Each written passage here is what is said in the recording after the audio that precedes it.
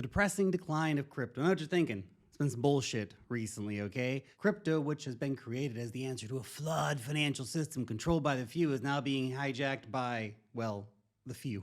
Right? A bunch of people don't give a shit about Satoshi's vision of financial quality or building a better future. It's just become, to a lot of people, a casino and a lot of scams going on. They use it to rob as much money as they can from other people. But it is not too late for crypto. In fact, although things have been rough recently, especially sentiment-wise, I think that this could be actually a turning point to help propel the industry to even new heights, and there is a light at the end of the tunnel. Things will get better.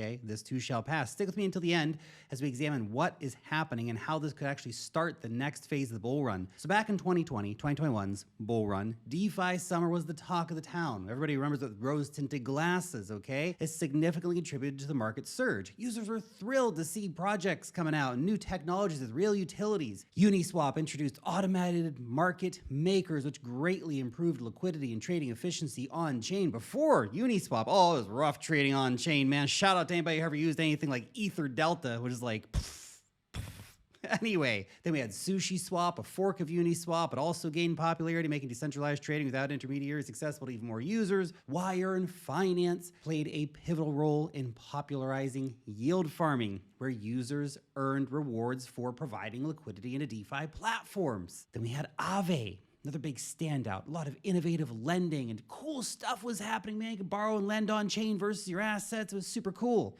And then we got like yam farming for like 1,000,000% APYs and other bullshit that came out, and people don't tend to remember that stuff as much. There was a lot of scamming and bullshit back then too. Then we had layer 2 solutions like Polygon, technically a sidechain. Anyway, instrumental though in providing scaling solutions, reducing fees on the Ethereum network by providing the same Ethereum-like experience, but somewhere else. Further, of course, fueling the DeFi boom. Those were the days, man. They were also full of a lot of bullshit. And while it feels like right now is a unique situation where there's people extracting as much money as possible from the industry, it's been there with every evolution of tech in crypto, all these breakthrough technologies, okay? Whether it be ICOs or DeFi summer NFTs. There was a time when even bad projects would at least try to have a facade of being useful though, right? Even the 1,000,000% APY yam farm was useful to some extent. Not anymore. Now it's just, dog has sunglasses, $1,000,000,000, boom, go, rug pull, done. It's so easy to create new meme coins these days that even 13-year-olds are orchestrating their own rug pulls, getting people to, look at their mom's boobs and then pulling the rug. That literally happened. I believe Solana, for example,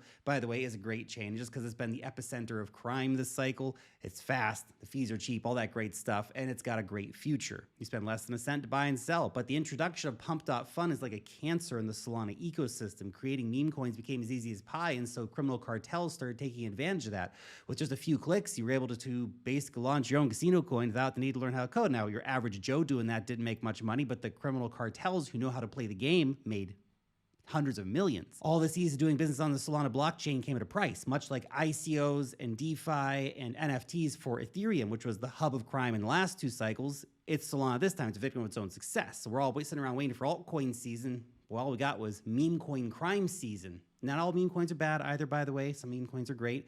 Now, according to CoinGecko, meme coins were the most popular niche for 2024, capturing 31% of crypto native interest in 2024. So this is no doubt because of investors speculating the next 100x. And there were some good communities that were born out of the meme coin boom. You might look at, Dog with Hat or Fart Coin or something like that. As silly as they are, they're at least more honest meme coins, but most of them are crime. According to a CoinGecko report, the top 10 meme coins had an average of 2,185% returns. Not bad, right? In comparison to layer 1s, which had 142% returns, DeFi 101% returns, and layer 2s, well, just negative returns.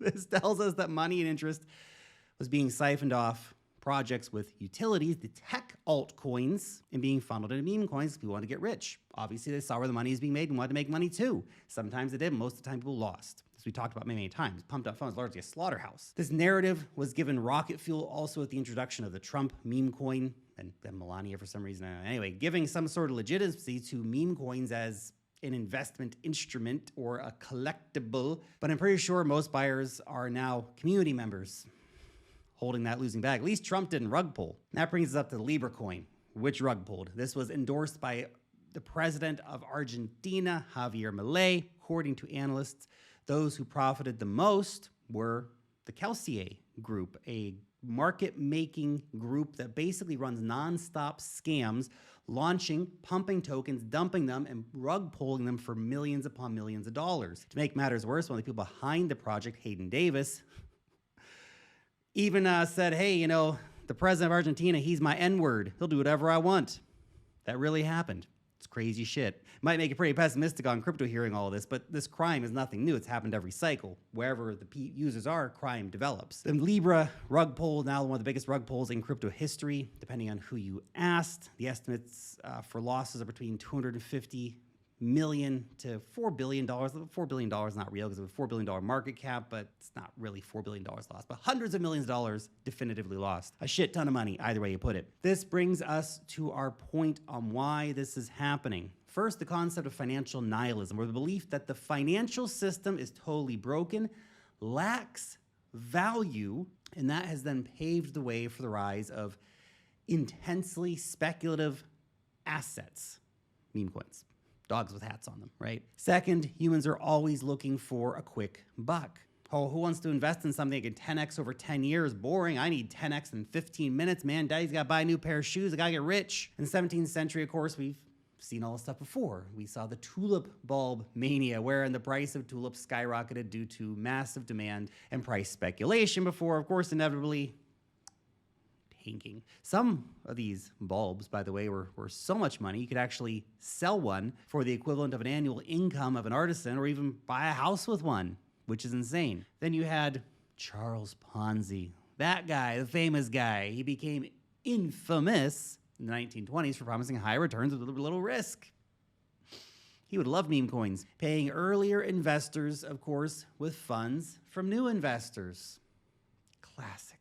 Thus, of course, we now have labeled similar pyramid schemes as Ponzi schemes. And of course, the biggest Ponzi scheme in the world is the US dollar, but that's a different story for a different video. But we've seen all this stuff play out in crypto too. Anybody remember BitConnect back in the day? People don't want to hear it, you know, but there was a giant Ponzi scheme. I made a video saying, hey, it's a giant Ponzi scheme, guys, and everyone's gonna lose all the money. People are like, no, you can't say that. This is gonna go on forever. I'm gonna make 2% a day for infinity and be a billionaire.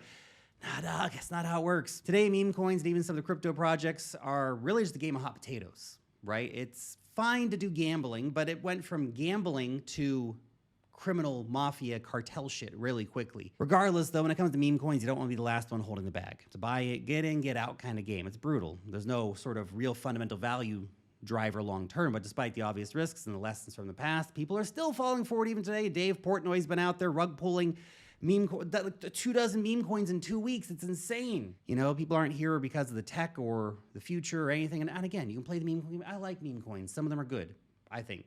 Most of them are garbage. It's just fucking human greed and people stealing money from each other.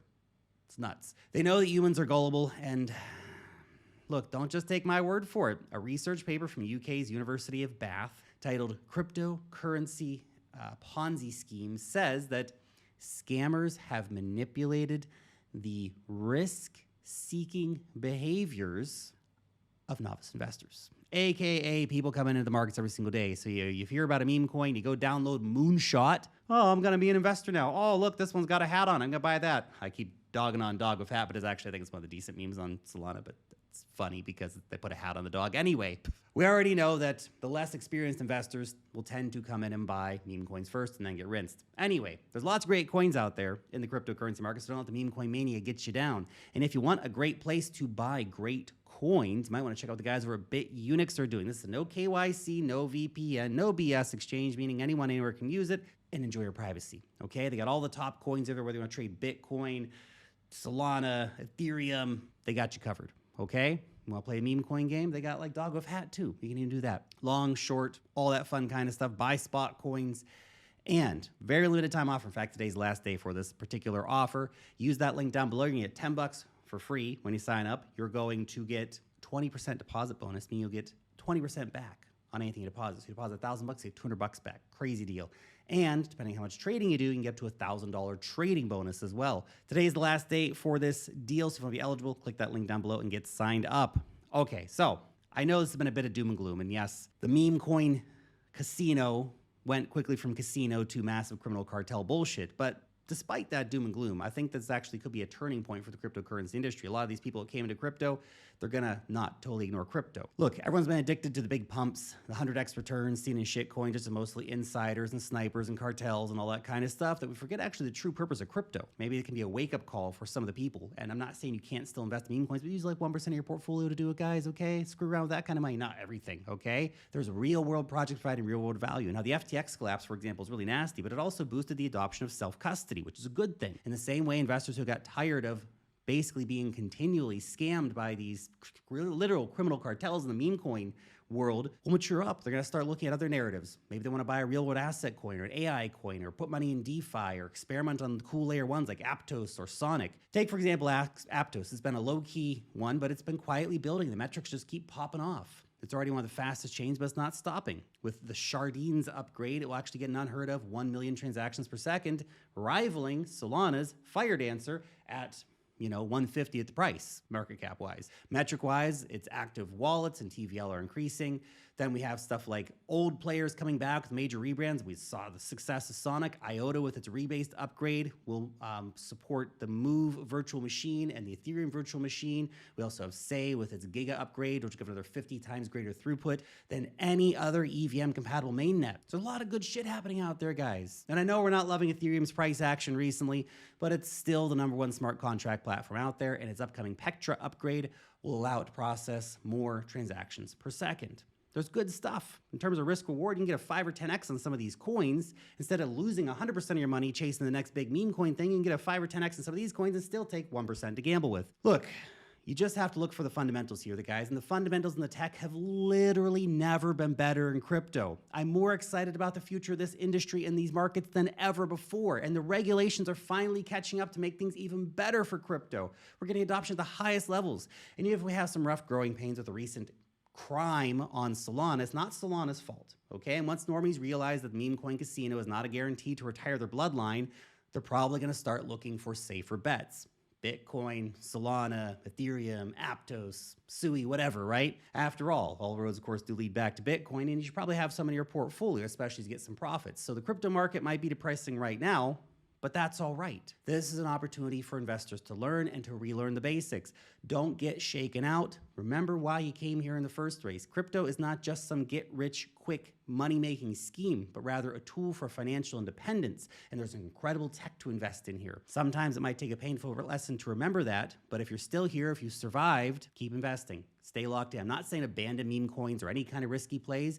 I love them, okay? They're great, but don't risk the house on it, guys. Again, 1% of your crypto portfolio and some high-risk plays, 2% fine, but make sure most of your stuff is in fundamentals, okay? You can scratch that little gambling itch, sure, but guess what? I sleep like a baby at night. Well, I guess babies wake up and scream all the time, and maybe it's not the best analogy. I sleep well at night, okay? I sleep well at night knowing that half my portfolio is in Bitcoin, and the next 40% of it is in like major layer 1 blockchains and stuff like that, big DeFi protocols. My high risk stuff is a very small percentage of my portfolio, and I'm okay with that. I'm okay to take a bit of risk, but I would never bet the house on risk. That's a surefire way to lose your money. And yeah, I know it's been a depressing decline in the markets recently with all the crime, but don't let it get you down, okay? This happens every cycle. This too shall pass. There are better days ahead for this market. And if you find yourself in a position where you're getting your ass kicked on high-risk plays, then return to fundamentals a little bit, because those fundamental coins can still give great returns during this cycle. Peace out.